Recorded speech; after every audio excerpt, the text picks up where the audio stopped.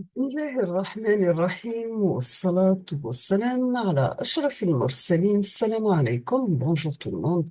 Aujourd'hui, on va voir ensemble le chapitre numéro 1, في le module réseau et informatique mobile.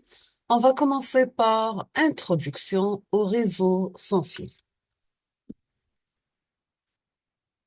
Voici le plan de notre cours. On va commencer par introduction, généralité sur la radiocommunication. Troisièmement, l'organisation de la gestion des fréquences. Quatrièmement, la classification des réseaux sans fil. Cinquièmement, les domaines d'application. Et on termine avec challenge et défis des réseaux sans fil. Nous avons qu'une mobilité plus importante des utilisateurs rend les réseaux traditionnels, filaires, inadaptés. Aussi, avec l'apparition de nombreuses technologies sans fil standardisées, aucune technologie sans fil n'est parfaite, c'est toujours un équilibre entre différents facteurs, soit au niveau des portées, débit, etc. Et aussi l'augmentation constante des performances grâce à la recherche et demain des performances accrues permettront de nouveaux usages. C'est quoi un réseau? On peut définir un réseau comme étant un ensemble d'entités reliées entre eux par des liens ou bien des canaux de communication dans le but d'échanger des informations. Pour les types de réseaux, donc si on va les classifier selon le type de nœud, nous avons des réseaux informatiques, donc ce sont les entités sont les ordinateurs, imprimantes, routeurs, etc. Maintenant, c'est selon, toujours avec les nœuds, nous avons un deuxième type, c'est les réseaux de télécommunication. Donc, ce cas, les entités sont les appareils mobiles, des stations de base BTS, BSC, MCS, etc. Maintenant, la classification selon le type des liens de communication. On trouve des réseaux filaires et réseaux sans fil. Pour les réseaux filaires, nous avons un support de transmission physique, exemple câble coaxial, fibre optique, etc.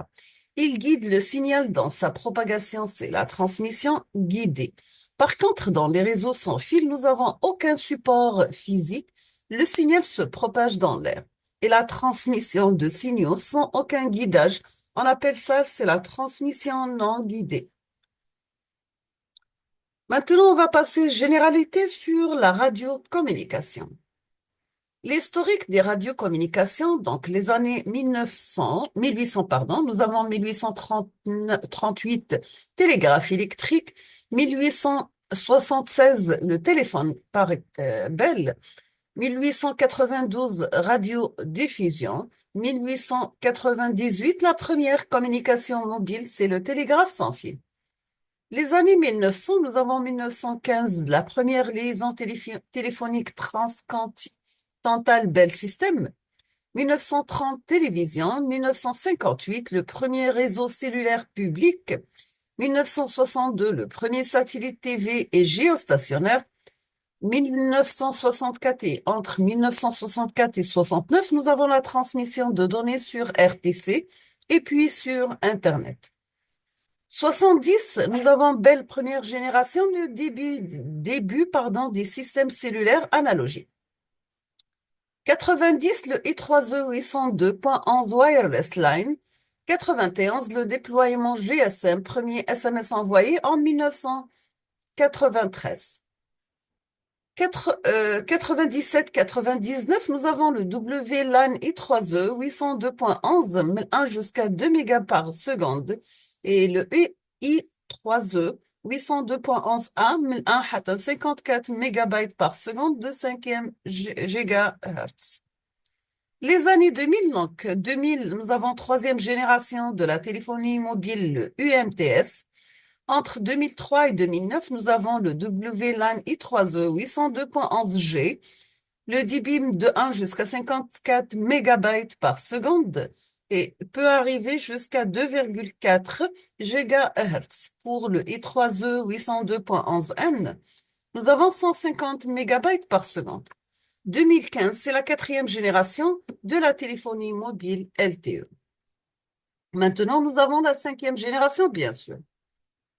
Pour le terme télécommunication, il fut inventé en 1904 par Edward Estonie et signifie communiquer à distance. Le but des télécommunications, donc, c'est de transmettre un signal qui est le porteur d'une information à travers la voix, musique, images, données, etc., d'un lieu à un autre lieu situé à distance. La radiocommunication a fourni des solutions essentielles pour faciliter les communications entre les utilisateurs tout en leur permettant de rester concentrés sur leur activité.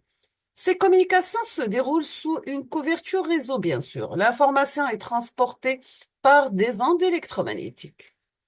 Communication sans fil, donc c'est l'émission-réception de la voix et des données en utilisant des ondes électromagnétiques dans un espace libre. L'émission-réception est équipée d'un équipement d'émission-réception du signal électromagnétique.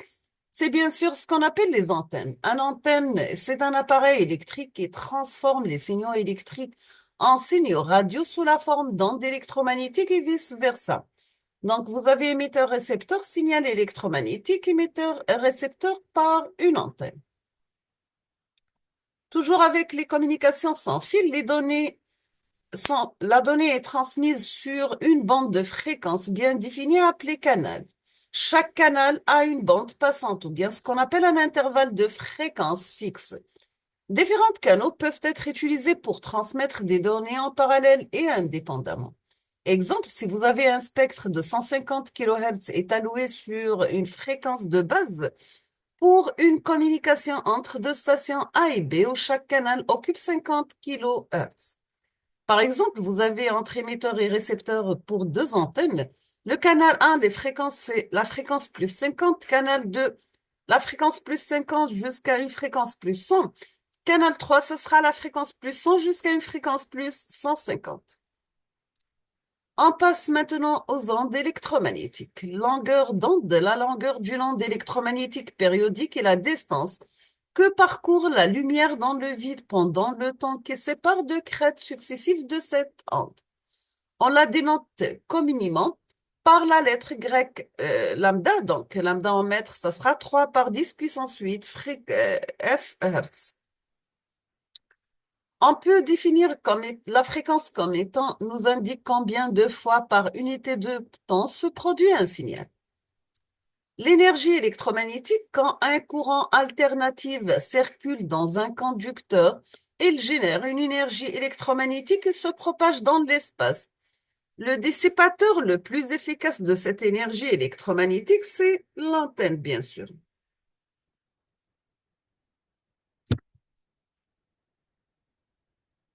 Pour le spectre électromagnétique, nous avons une gamme de radiofréquences, bien sûr, c'est le découpage du spectre radio. C'est fait en 8 bandes et suivant des accords internationaux.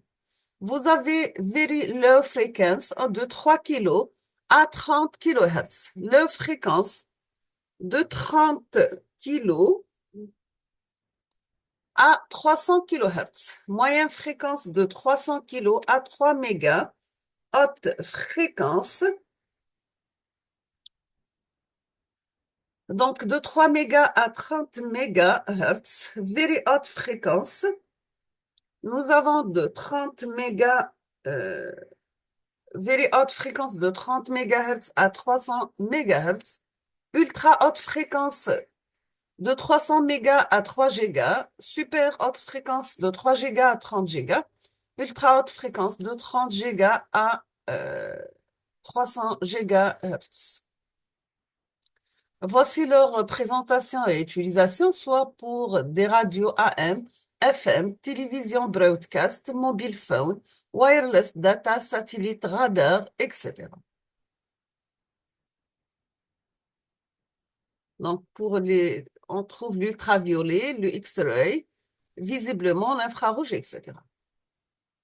L'espacement de canaux, donc à l'intérieur de chaque bande, nous trouvons encore un découpage qui attribue une plage de fréquence étroite destinée à une utilisation bien spécifique, c'est bien sûr le canal. La division en canaux est réglementée dans chaque pays par l'administration des télécommunications qui attribue les canaux par fréquence aux utilisateurs.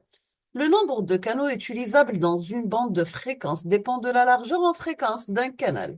Les largeurs les plus courantes sont entre 20, 25, 12,5 kHz. Remarque, Remarque, nous avons en Algérie, l'espacement utilisé, il est de 12,5 kHz. On va parler maintenant de la propagation des ondes. Entre une antenne d'émission et une antenne de réception, située au voisinage de la Terre, une onde électromagnétique peut suivre quatre chemins différents. Par onde directe, vous avez une vie directe, donc ce qu'on appelle le troposphérique. Par une onde de fréquence, elle suit la fréquence de la Terre superficielle. Par onde réfléchie, elle est réfléchie par les couches ionosphériques et ionosphériques. Par onde diffractée, elle peut être diffractée au niveau de la faire diffraction troposphérique. Cependant, en radiocommunication terrestre UHF et VHF, l'onde directe, elle est la plus intéressante. Propagation des ondes, donc vous avez le premier modèle, c'est la propagation troposphérique. Propagation superficielle, ionosphérique, diffraction troposphérique. Donc, ce sont les différents types de propagation. On va parler maintenant de l'organisation de la gestion des fréquences. L'Union internationale des télécommunications, donc depuis l'émergence des communications hertziennes, l'une des principales tâches de l'Union internationale des télécommunications, c'est réglementer l'utilisation des fréquences radioélectriques.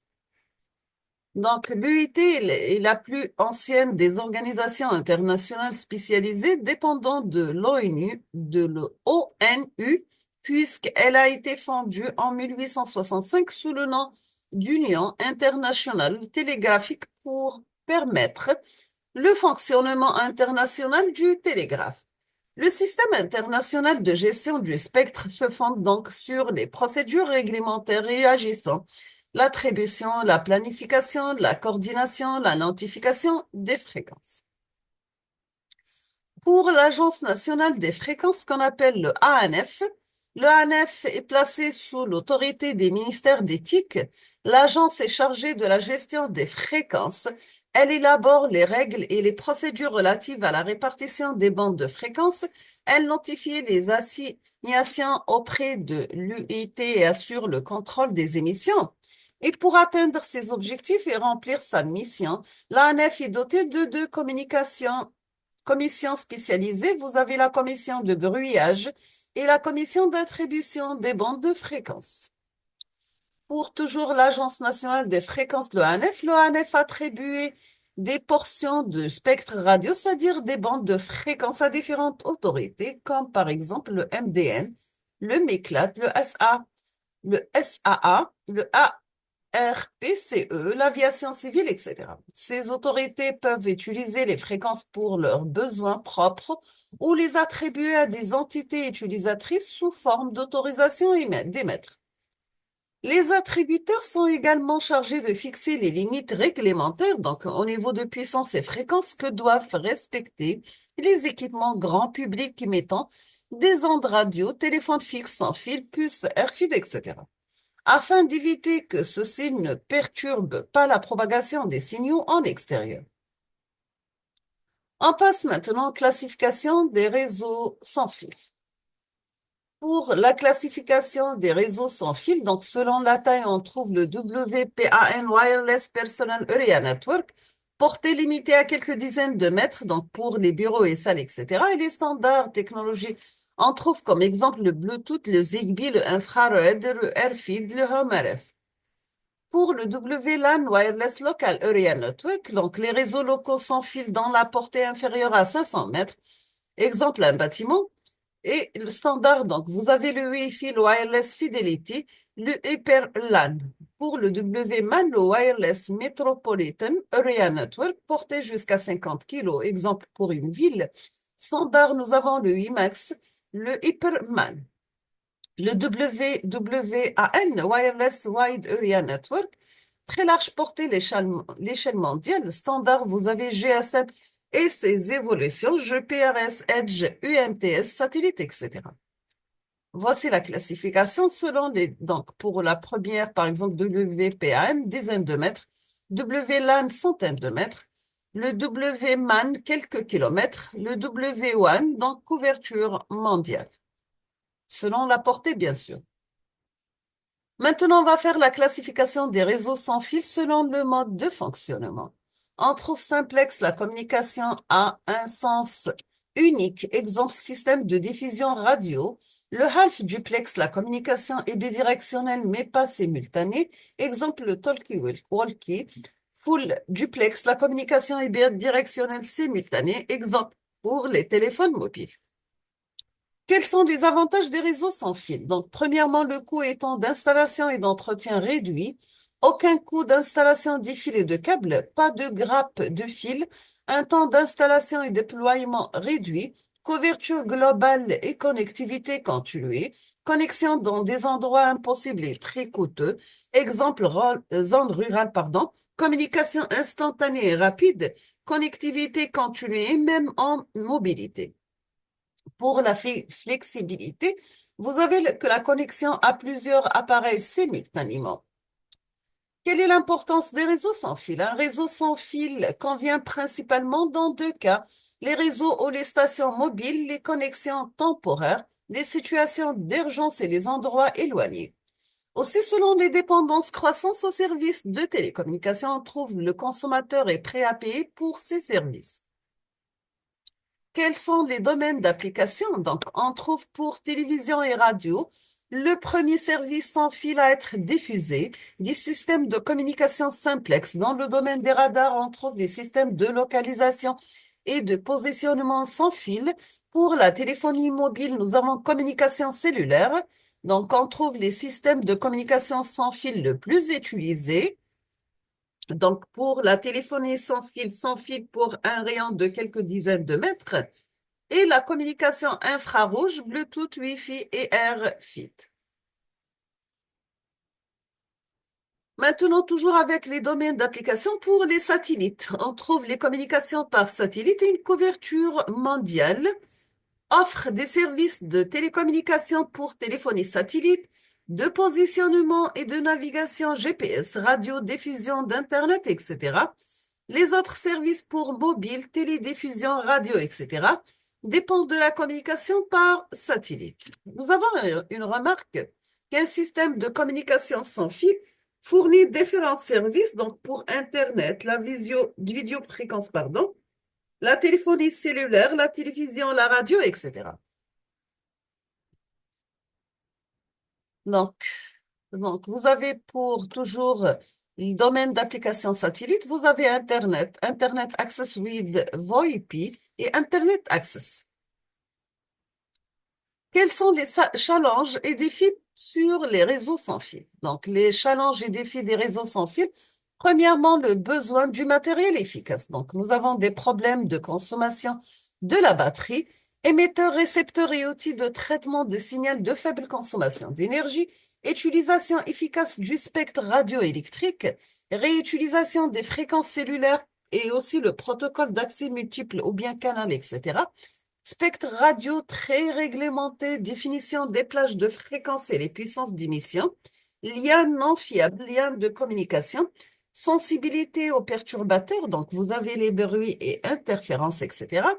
Nous avons aussi la probabilité d'erreur très élevée, la maintenance et de la qualité de service difficile. Maintenant, si on va parler côté gestion de tout, un ensemble de services intégrés. Vous avez la voix, les données, multimédia dans un seul réseau, les techniques pour différencier les services, partage des ressources, etc. Pour gestion de la mobilité, donc nous avons identification de l'emplacement handover, etc. Connectivité, couverture interréseau, donc pour roaming, problème de sécurité, donc vulnérabilité ou bien piratage et à l'écoute clandestin du support pour l'interception des données et intrusion. Nécessité de renforcer les mécanismes de sécurité, confidentialité, authentification, etc. Donc, faire face à plusieurs types d'attaques. Donc, vous avez blocage radio pour brouillage, épuisement de la batterie, etc. On va s'arrêter ici aujourd'hui. On termine la suite dans la prochaine vidéo, Inch'Allah. Je vous remercie infiniment pour votre attention. N'hésitez pas si vous avez des questions et à la prochaine vidéo. Merci.